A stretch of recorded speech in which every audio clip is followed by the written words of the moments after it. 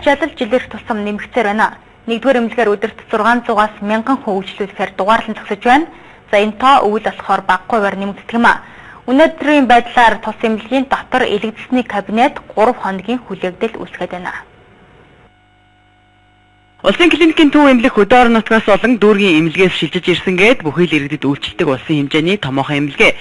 Тиймдээж ачаал буурахгүй байсаар байна. Хөдөө орон нутгаас ирсэн хүмүүсийн хувьд 10-аас 14 хоног явсны эцэст эмнэлгийн үйлчлэгийг авч байгаа тухай ярьж байна. Энэ үзэгдэл хэдэн жилийн өмнө ч байсан, одоо ч байсаар байгаа юм а. Нэгдүгээр эмнэлэг үйлчлэгийг хурдан шуурхай болох үүднээс захин бүртгэлийг нэвтрүүлж эхэлсэн. Гэсэн ч нарийн мэрэгжлийн эмчнэр дээр очиод 3-аас 4 хоног хүлээх шаардлагатай болдог юм а. Ачаал би ч одоо ирээд эмнэлгээр 7-8 хоног жин. Тэгээ анх үзүүлснээс хойш одоо энэ элэгцний номерыг ер нь 2-3 хоногийн хугацаатай байдаг юм байна авснаас хойш. Тэгээ захин мөнгөө тоолор машинаас авснаас хойш. Тэгээ өнөөдөр одоо 2-3 хоноод энд үзүүлэхэд 12-15-ын ойчтой сууж байна. Тэгээ энд үзүүлэхээр энэ дээр дахиад шинжилгээ өгөөд шинжилгээнийхээ бичиг аваад маргааш дахиад эргээ шинжилгээ өгөх очрмож гэдэг. Ер нь ойч хэрэгтэй, ачаал хэрэгтэй юм. Нөгөө эмнэлгээ ачаалал их байна. Бид хоёр одоо бүтэн 7 хоног жоо явж чадахгүй хүнтэй. Тэгээд нөгөө цаг нь бодохдоор нэг өдөртөө ингээд санаагаар бол нөгөө хотоос ирж байгаа юм чи нэг өдөртөө багтаачмаар байна. Гэхдээ зэрэгэл тэр эмчийнхэн нөгөө их нь одоо 3 хоногийн дараа ингээд л очив өдрөөхөө ингээд хэрэгдээ явахаар хэцүү байна. Тэгээ 3 дугаар эмнэлэгч гэсэн манай эмчнэрт үзүүлж шинжилгээ өгөх шинжилгээг үл тэгээд давдаггүй шүү. Тэгээд дүүрэг болохоор зэрэг том эмнэлэг рүү явуулдаг. Том эмнэлгүүд нь болохоор зэрэг манай өөрснийхөө эмчийг үзсний дараагаар шинжилгээ аавна гэдэг чинь. Тэгээд эмнэлэгт хэвтих эмнэлгээр эмчлүүлэх гэж ер нь 10 гаруй хоног явж ээжлээ. Нэг эмнэлгийн бараа авах юм бэ. Тэр хооронд ч одоо хүндрэл өгвөл яах юм одоо. Гэтэ ингээд зүгээр тийг ингээд харахад сар одоо яаж чинь дугаарлал чинь сар ойчрал чинь гэсэн тийм хүмүүс л зөндөл хэлээ.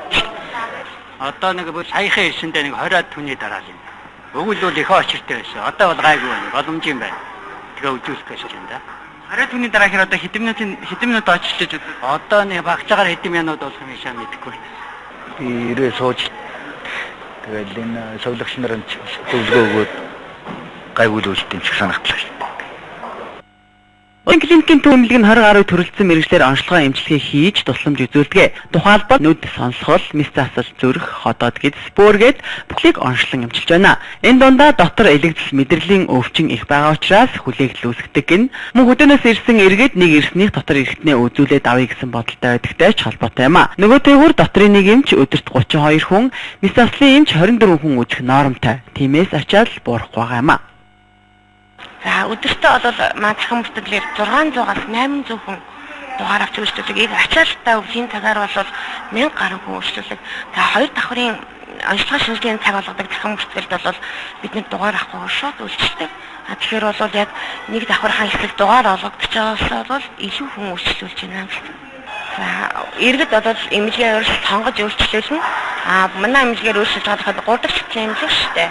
За дүүрэг аймаг сум дүүргийнхаа эмнэлгээс бол нааш 13 аймаг ихтэй илэрддэг 3 дахь эмнэлэг. За тэгээ бичиг баримтаа бүрдүүлээд хүмүүс бол өөрсдөө эмнэлгээ сонгож үйлчлдэг. Тэгэхээр бол ирж байгаа хүмүүст л үйлчлэх зорилготой. Мөн иргэд бүрдүүлж ирэх ёстой бичиг баримтаа дутуу авчирснаас болж өөртөө болон бусдад хүндрэл учруулдаг. Уг нь иргэдийн эмнэлгээр үйлчлүүлэхдээ авчрах материал тун ангийн, эрүүл мэндийн дэвтэр 13 гаруй А маягт үйлчлэгийн карт байхад хангалттай. Нэгдүгээр эмнэлэг өглөөний цагийн хуваарьтаар шилжин өглөөний 8 цаг 20 минутаас оройн 19 цаг хүртэл ажиллаж байна.